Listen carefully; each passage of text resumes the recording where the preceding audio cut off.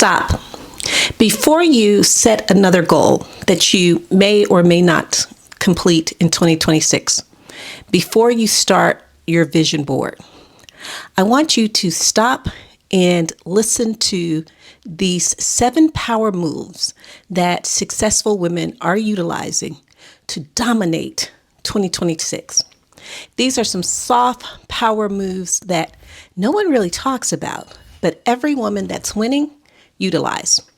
The first one is to take a look at your style and know it and study it until it becomes instinctual. When it comes to your style, it is a part of your overall brand. And you want your style to tell the story about who you are without you having to open your mouth.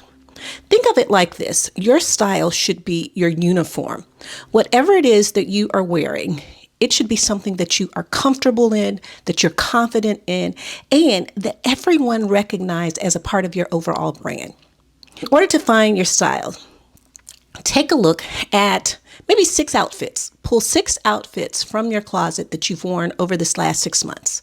6 that you have been comfortable in, that you knew you look great and fabulous in. And once you pull these out, take a look at certain patterns, color, cut, the actual garment itself.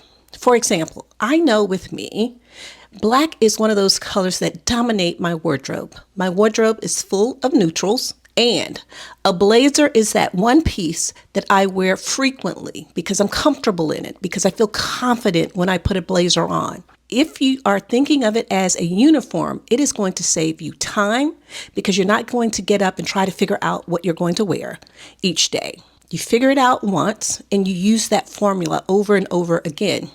Not only is it going to save you time, it's going to save you money because now when you purchase something, you're purchasing it because it's a part of your overall uniform.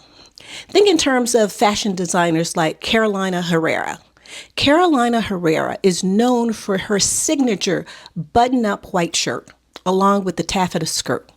This was a part of her uniform. Figure out what your uniform is and lean into it. The next power move that's setting successful women apart from everyone else in 2026 is they are learning how to use AI.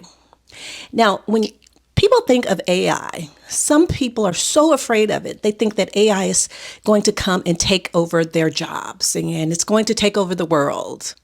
Lean into AI. Think of AI like the 2000s when internet was first becoming a thing. Some people were so afraid of it, they didn't learn how to use it, and they still really don't know how to use it well. Think of AI as an assistant. It is now assisting you in terms of you being more productive, you doing general tasks that's going to save you time. If there is an AI tool that can help you in your overall career and industry, figure out what that is and learn how to use it.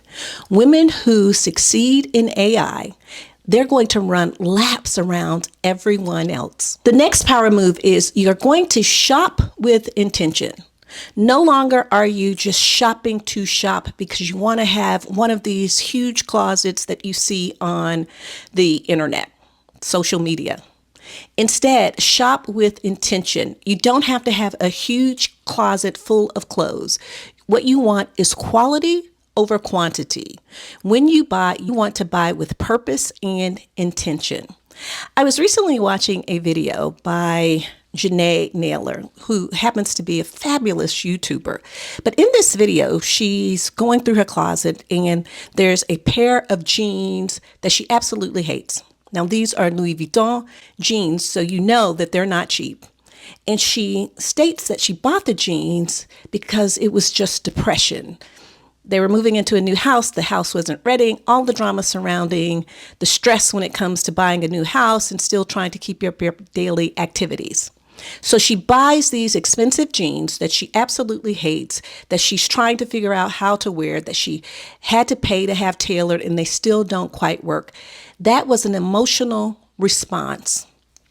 For you in 2026, successful women are not going to purchase things out of an emergency or out of an emotional response. It's now going to be purchase with intention. Before you buy anything, something that you absolutely love, you absolutely want, wait 72 hours. If you still want it in 72 hours, if it still makes sense, it's a sensible purchase that you know you're going to get a lot of wear out of, that it is something you need, something that's going to give you joy, then you purchase it. But stop buying all of these things that gives you that rush for the moment or that you're never going to use. Power move number 4 that we are leaning into, that is expanding your world. If you do not have a passport, this is your year to purchase or get your passport. Even if you don't have a trip planned, your passport, international travel, is your ticket to expanding your overall view of the world. And you can start small. Start by going to a trip or taking a weekend trip to Montreal. Montreal is one of my favorite cities. It's extremely close. It's still in the Americas. And again, it's international. You are out of the country if you're living in the United States. Or you can go to Mexico. It is still a trip where you are outside of the country. Start small, but this is your year. And while you're at it, in terms of being intentional about at least one international trip this year, also expand your thinking by possibly listening to podcasts that are international or watching international videos or movies on Netflix or downloading Duolingo or one of the other language apps and start learning a language. Successful women are global. They are not stuck in their own cities, nor are they stuck in their own countries. They have a global view of the world, and the way to get that is to expand your mind through travel, reading, access. Another power move for 2026 is to touch your finances weekly. Here's the thing. Sometimes some of us don't think of our finances until it's tax season.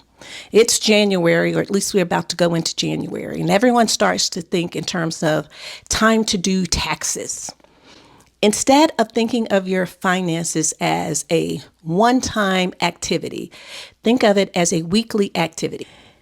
And sometimes you're not doing anything with your finances. You're just keeping an eye on your credit card statements, on your bank account. Sometimes you're actually moving money. You're looking at your savings, you're increasing your savings. You're looking at your investments, you're increasing your investments. You can start right now by taking a look at your overall finances. Now, when looking at your numbers, here's a trick that I use. Every Sunday, it doesn't have to be Sunday, it can be at least once a week. You just sit down and take a look at where you are financially. From your retirement to your savings to your investments to all the things that you have spent money on for the week. And once you look at them, ask yourself, were those purchases that you really needed to make?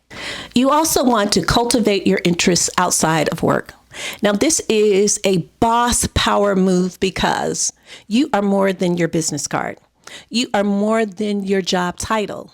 And in order to truly be a well-rounded person, you want to have different interests.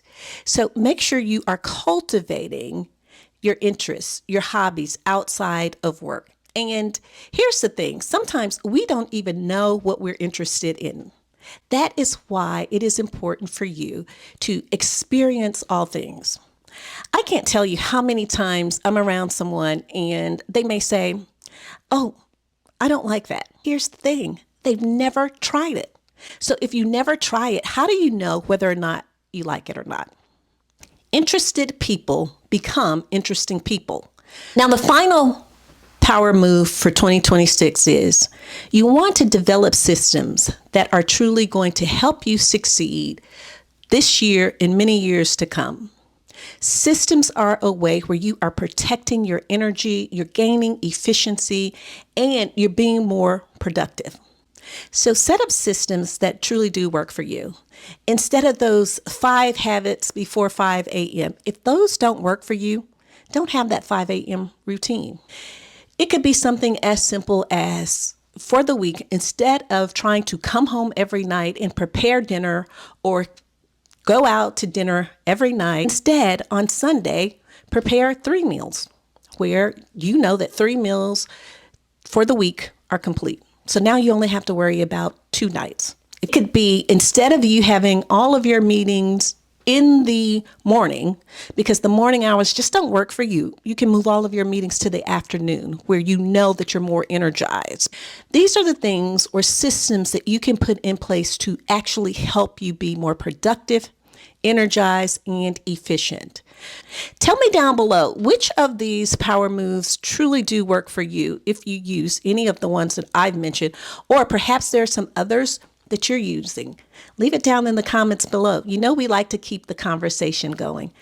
As always, ladies, don't forget to like, subscribe to the channel, also to share this video. Thank you so much for watching. I'll see you next time.